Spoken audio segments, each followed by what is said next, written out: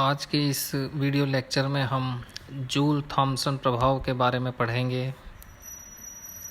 Joule का जो प्रयोग था, जो हम पिछले वीडियो में पढ़ चुके हैं, उसी को आगे बढ़ाते हुए थॉमसन के साथ मिलकर जूल ने एक प्रयोग किया, जिसमें कि उन्होंने इस प्रकार एक प्रायोगिक सेटअप किया, जिसमें एक तरफ जो है एक गैस को भरा।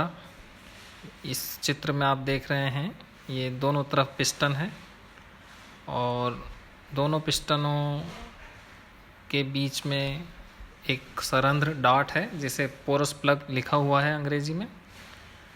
और ये जो पोरस प्लग है, ये बिल्कुल बीच में नहीं है जैसा आप चित्र में देख रहे हैं।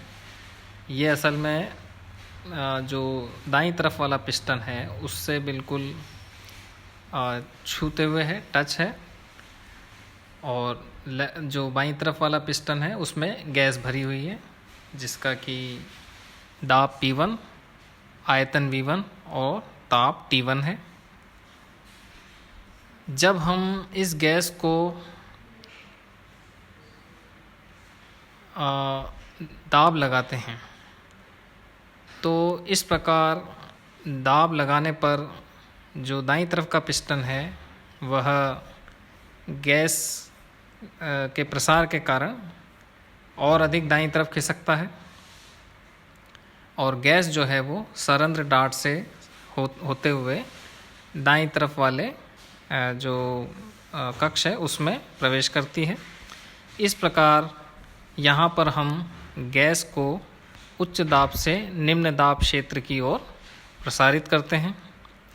तो जूल थॉमसन ने इस प्रयोग को संपन्न करने के पश्चात ये पाया कि गैसों को जब उच्च दाब क्षेत्र से निम्न दाब क्षेत्र की ओर सरंध्र डाट से प्रसारित किया जाता है तो उनके ताप में एक कमी परिलक्षित होती है, और यह जो कमी है वह दाबांतर के समानुपाती होती है।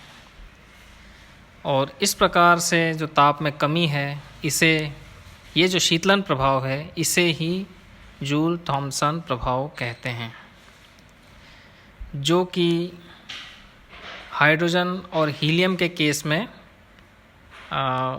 यह शीतलन प्रभाव न होकर के तापन प्रभाव होता है, जिसे कि ऋणात्मक जूल थॉमसन प्रभाव कहते हैं। तो इस पूरे प्रभाव इस प्रयोग के दौरान यदि हम ऊष्मागतिकी के प्रथम नियम से देखें तो चूँकि संपूर्ण व्यवस्था जो है वह विलगित है, इसलिए ऊष्मा का आदान प्रदान नहीं होता है। तो यहाँ पर गैस की आंतरिक ऊर्जा में कुल परिवर्तन जो है वह प्रसार में किए गए कार्य के बराबर होगी। और इस समीकरण से हम देख सकते हैं, इसे यदि हम सरलीकृत करें तो हमें यह पता चलता है कि संपूर्ण प्रक्रम स्थिर एंथैल्पी पर संपन्न होता है। यह एंथैल्पी हम जानते हैं कि दाब और ताप का फलन होती है, और यह एक यथातथ अवकल है। तो आप स्क्रीन पर देख रहे हैं, एंथैल्पी में कुल परिवर्तन बराबर होगा ताप के सापेक्ष इकाई परिवर्तन गुणा कुल ताप परिवर्तन प्लस दाब के सापेक्ष इकाई परिवर्तन गुणा दाब में कुल परिवर्तन। इस प्रकार जो प्रथम पद है वह Cp के बराबर होता है, जिसे कि हम स्थिर दाब पर ऊष्माधारिता कहते हैं। तो समीकरण का रूप आप स्क्रीन पर देख रहे हैं, और चूँकि संपूर्ण प्रक्रम स्थिर एंथैल्पी पर संपन्न होता है तो एंथैल्पी परिवर्तन शून्य होना चाहिए। तो इसे शून्य रखने के पश्चात हमें del T by del P at constant h का मान जो है वो प्राप्त होगा -1/Cp multiplied by del h upon del P स्थिर ताप पर। और del h upon del P यह जो है यही जूल थॉम्सन गुणांक होता है। इसे हम जूल थॉम्सन गुणांक कहते हैं, जो अभी हमने गणना की है जिसकी। और यह यदि मान लीजिए ताप में कुल परिवर्तन डेल्टा टी है और दाब में कुल परिवर्तन डेल्टा पी है, तो जूल थॉम्सन गुणांक को हम स्क्रीन पर प्रदर्शित समीकरण के द्वारा दिखा सकते हैं।